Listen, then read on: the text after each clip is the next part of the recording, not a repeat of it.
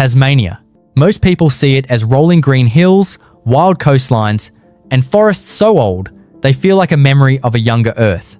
But look beneath the surface, below the moss and the mountains and the cold, dark rivers, and you find another Tasmania entirely, a hidden one, down there, threaded through black limestone that has been dissolving for millions of years, are chambers that no sunlight has ever reached.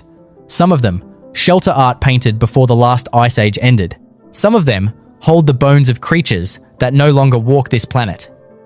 And some of them drop so deep that reaching the bottom takes a team of experienced cavers several days of careful, dangerous effort. These are not the ruins of a lost city, and we are not going to pretend they are. What lies under Tasmania is stranger and, in a way, far older than any structure human hands could ever build. These are cathedrals, carved by water, tunnels older than agriculture, and galleries where the earliest Tasmanians left their mark in ochre and blood tens of thousands of years ago. The question is simple: how can an island this small hide an underground world this vast? And why have so few people ever heard of it? For most of us, Tasmania is only a surface. A place of hiking trails and cool climate wine and quiet mountain towns. Almost nobody stops to imagine the sheer scale of what lies directly beneath their own feet. The answers are complicated, and the truth turns out to be far more remarkable than any myth. The limestone here was laid down beneath ancient warm seas, then lifted, folded, and slowly eaten away over eons by rainwater turned faintly acidic as it soaked through soil and leaf litter.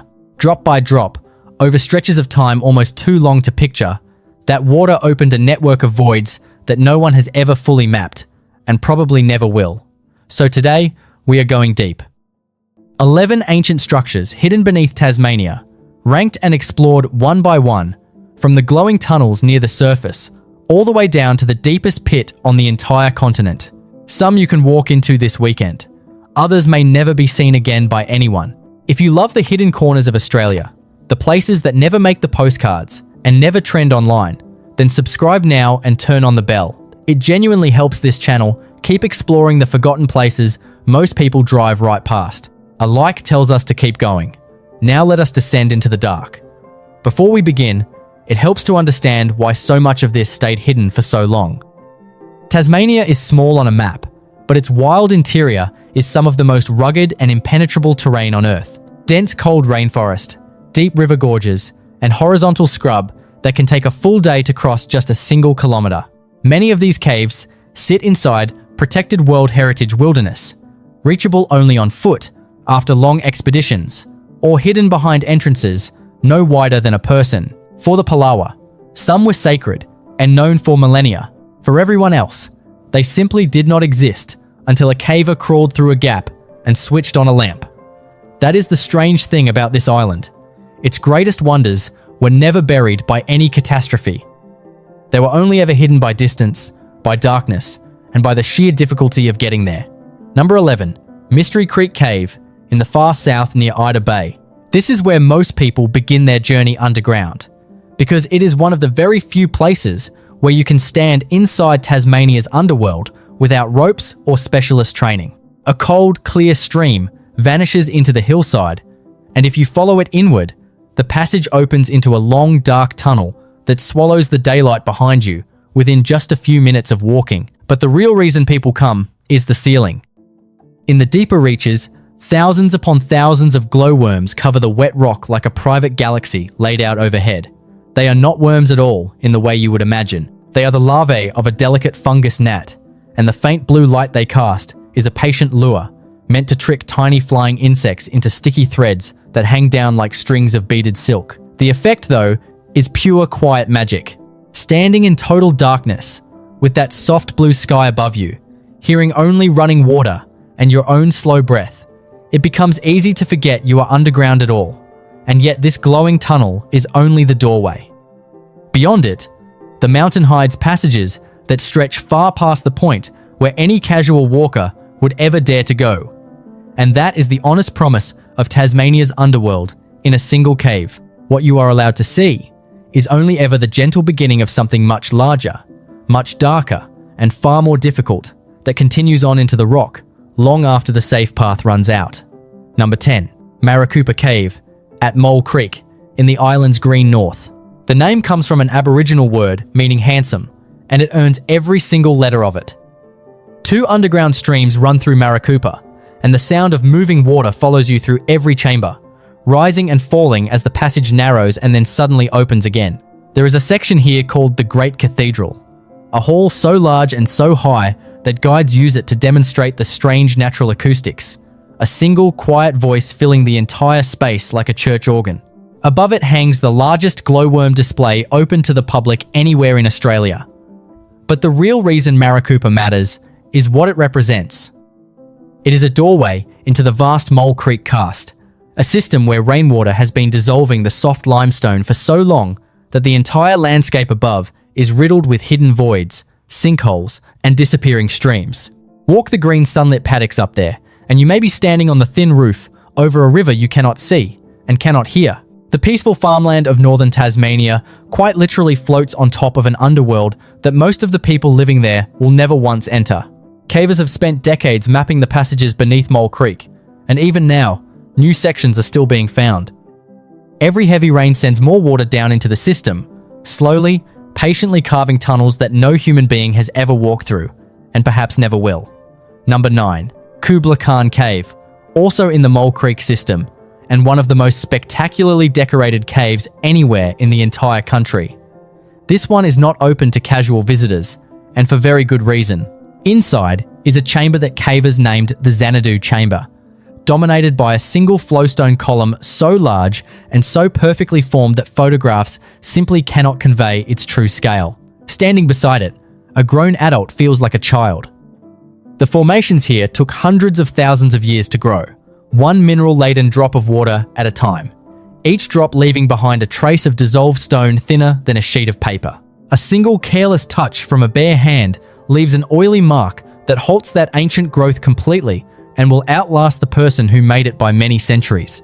Therefore, access is tightly controlled, and only experienced cavers holding special permits ever see the Xanadu Chamber with their own eyes. It is a striking reminder that some of Tasmania's very greatest structures are hidden not by distance alone, but by deliberate, careful, and permanent protection. To keep a place like Kubla pristine, the people who love it most have chosen to keep almost everyone out of it entirely. In a world that photographs and shares absolutely everything, there is something quietly moving about a cathedral of stone that the vast majority of humans will only ever know through the word of a lucky few. Number 8. Kutikina Cave, named after the ancient king famous for his gold, because early explorers found its formations so rich and gleaming in their lamplight that they immediately thought of treasure. Its true centerpiece is a delicate calcite formation known as a shawl, a thin curtain of stone hanging down from the ceiling, so fine and so translucent that light passes right through it and reveals bands of amber and rust color trapped forever inside the rock. To reach it, you must wade through cold underground water in the pitch dark, which is exactly why the crowds never come. But the deeper truth of Kutikina is time itself. Every ripple and every color band in that hanging shawl records a subtle change in the water that slowly built it. Read correctly by a trained scientific eye, these caves become detailed climate archives, quietly recording ancient droughts and floods, and shifting seasons from long before any written history of this island ever began. The stone remembers, in perfect detail, everything that the sunlit surface world has long since forgotten. Scientists can slice a formation like this, count its growth bands almost like tree rings, and read the ancient rainfall of a Tasmania that no living person ever witnessed. In this way, a single hanging curtain of rock becomes a written record, thousands of years long, kept safe in a place no weather could ever reach. Number 7. Exit Cave, near Ida Bay in the south, one of the longest cave systems in all of Australia. Its explored passages stretch for well over 20 kilometers, a genuine underground labyrinth of winding streamways, echoing chambers, and countless unmapped side tunnels. For decades, a limestone quarry operated dangerously close to it, and the long, bitter fight to protect Exit Cave became one of the defining conservation battles of the entire region, pitting heavy industry against a hidden wilderness that almost no one had ever laid eyes on. What makes it so extraordinary is the sheer variety concealed inside. There are rushing streamways, vast silent dry chambers, glittering mineral formations, and colonies of glowworms living far from any tourist path or safety handrail. Exit Cave proves something important about this whole island. Tasmania's underworld is not a scattered collection of separate, isolated caves at all. It is one single connected network, and the overwhelming majority of it has never been surveyed, never been named, and never once been seen by human eyes. When cavers finally forced the quarry to back away, they were not just saving a tourist attraction. They were protecting an entire hidden ecosystem, one where creatures live their whole lives in total darkness, having never known the sun. Losing a place like that would mean losing something we had barely even begun to understand. Number 6. Growling Swallet, in the remote Juni Florentine Valley. And this is where things suddenly turn serious. Here, a full-surface river simply disappears bodily into the ground. It does not gently trickle away into gravel. It roars down into the darkness with a deep, continuous, thunderous sound that gives the place its unsettling name. The water that vanishes at Growling Swallet then travels underground for kilometers, through flooded passages and crashing vertical drops, before finally emerging again into open daylight at the Juni Resurgence, one of the largest karst springs anywhere on the continent. Between those two distant points lies a maze that has taken cavers across several full generations to slowly piece together, meter by exhausting, dangerous meter. This is not a gentle glowworm walk with a guide. This is one of the most demanding and genuinely hazardous cave systems in Australia. A place of freezing water, tight body-sized squeezes, and sheer vertical pitches. Every single year, it gives up just a little more of its secret map, and never a single meter more than it absolutely must. To dive or climb through a system like this, a caver has to trust their equipment completely, in cold and darkness, with no quick way back to the surface. It is exploration in its purest and most unforgiving form. The same drive that once sent people over oceans, now pointed straight down into the earth. Number 5. Niggly Cave, in that same Juni Florentine karst, and the deepest known cave on the entire Australian continent. From its modest entrance down to its lowest surveyed point is a drop of close to 400 meters, and most of that dizzying plunge happens down a single immense vertical shaft that cavers named Niggly Pot. To reach the very bottom, cavers rig long ropes and descend into a void so profoundly deep that the small circle of daylight at the entrance vanishes completely, long before their boots ever finally touch the floor far below. Few places anywhere in this country demand more technical skill, more careful preparation, or more raw, steady nerve. And yet Niggly is almost completely unknown to the general public, precisely because almost no one on Earth is physically able to go there and return. Think about it clearly for a moment. This is a structure taller than most city skyscrapers, carved entirely downward into the living rock, and hidden away so completely that it was only fully explored within recent decades. Tasmania, it turns out, hides its very greatest features, not in some far-off place, but directly beneath the quiet forest floor. A hiker could walk across the top of Niggly Cave, pausing to admire the tall trees and the mist, with absolutely no idea that the deepest known pit on the entire continent is dropping away into blackness, just meters below their boots. That is the strange, humbling truth of this whole island. The greatest depths here are not distant at all. They are simply beneath us, waiting. Number 4. Beginner's Luck Cave, in the Florentine Valley. And here we finally cross over from pure geology into deep human and animal history. When this cave was carefully investigated by researchers, they found something genuinely remarkable buried within its ancient sediments. Stone tools, clearly shaped and left behind by human hands, layered together in the very same deposits as the bones of Tasmanian megafauna, the giant animals that once roamed this island in ages past. This single discovery placed human beings firmly in this cold, harsh landscape during the depths of the Ice Age, sharing a frozen world with creatures that have since vanished from the face of the earth entirely. The cave itself is quite modest in size when compared to the great roaring river systems nearby. But what it quietly contains helped to completely rewrite the human timeline of the whole region. It is hard, undeniable evidence that people were living right here, at the very edge of the advancing ice, tens of thousands of years ago, in a version of Tasmania that would look utterly alien and unrecognizable to us today. Back then, this was not even an island. Lower seas had joined it to the mainland by a wide land bridge, and the people here lived among giant animals on the very frozen edge of the inhabited world. A quiet cave like this one holds that entire lost chapter, sealed safely in its floor, waiting patiently for someone to finally read it. Number 3. Bellowin Cave, on the Maxwell River, deep in the trackless southwest wilderness, and now the structures become genuinely sacred ground. On the walls of Bellowin are hand stencils made in rich red ochre, each one created when a person pressed a living hand flat against the cold stone and blew fine pigment across it, leaving behind a perfect, ghostly, negative print of their own hand. These marks are many thousands of years old.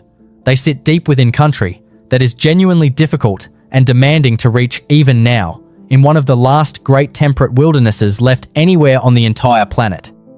For the Palawa, the Aboriginal people of Tasmania, these are absolutely not tourist attractions or roadside curiosities.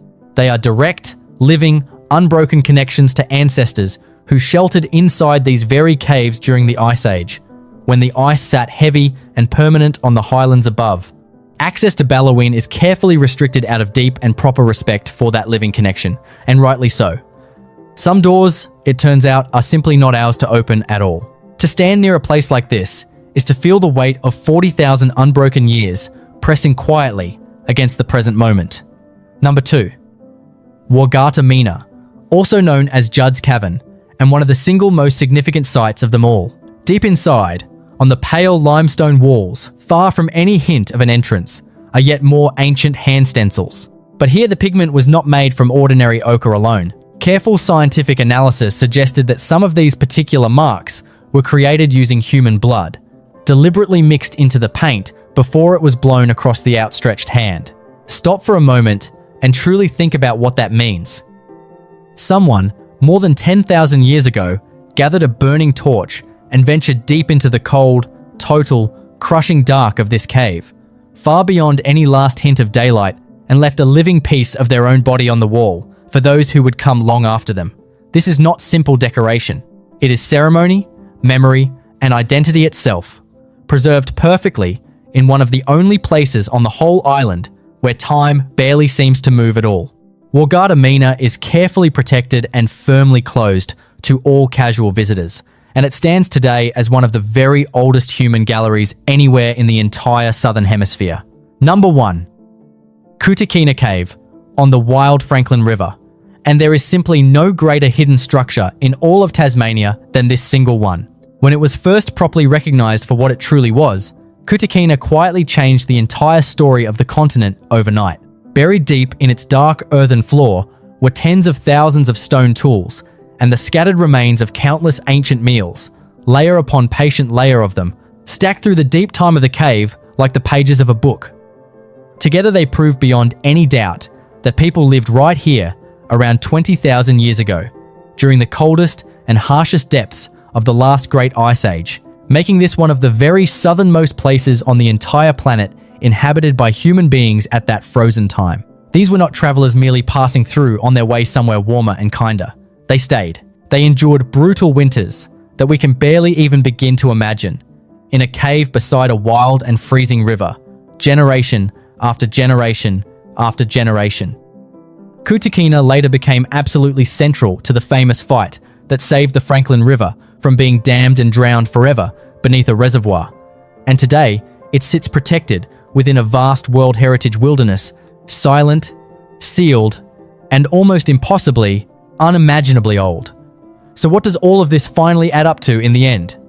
Beneath Tasmania lies a second hidden island, one made entirely of water-carved stone, ancient darkness, and deep human memory. Its great structures were never built by any human hands at all, but were instead shaped over millions of slow, silent years by the patient and relentless work of rain falling on limestone and then made sacred by the people who sheltered deep inside them when the whole world outside was frozen solid. We tend to think of Australia's human story as a recent and rather short one. These caves say otherwise, and they say it loudly and clearly to anyone who will listen. They hold art far older than the pyramids of Egypt, tools older than the invention of farming anywhere on the planet, and underground rivers that have been quietly flowing in absolute darkness since long before our own species ever first arrived on this ancient continent. Every one of these 11 places, in its own way, is a kind of deep time machine, holding a moment of the past, almost perfectly still. And most of this vast hidden world still remains exactly that, hidden, not because it was ever lost, but because it is fragile, sacred, and genuinely dangerous to reach. And that is perhaps the most fitting thing about all of it in the end. Tasmania's greatest ancient structures were never meant to be crowded, lit up with floodlights, and turned into ticketed attractions. They were meant instead to endure in deep silence. And so far, against every odd, that is precisely and exactly what they have done. So now, I really do want to hear from you. Which of these would you honestly dare to descend into if you were somehow given the chance? The gentle glowing tunnels close to the surface, or the deep black shafts that swallow every last trace of light? And do you truly believe that sacred places like Wargata, Mina, and Kutikina should ever be opened up to visitors, or protected in total silence forever, exactly as they are right now? Tell me down in the comments below. I read every one of them, and the very best discussions on this whole channel always seem to happen right there. If this strange journey took you somewhere you had truly never been before, then do the island a small favor and share it with someone who would genuinely appreciate it. Subscribe for much more of the hidden places that most people will simply never see with their own eyes. Give the video a quick like to help it reach other curious explorers out there, and I will see you on the very next descent into the dark. Until then, watch your step, down there. The ground beneath Tasmania is a great deal thinner than it ever looks.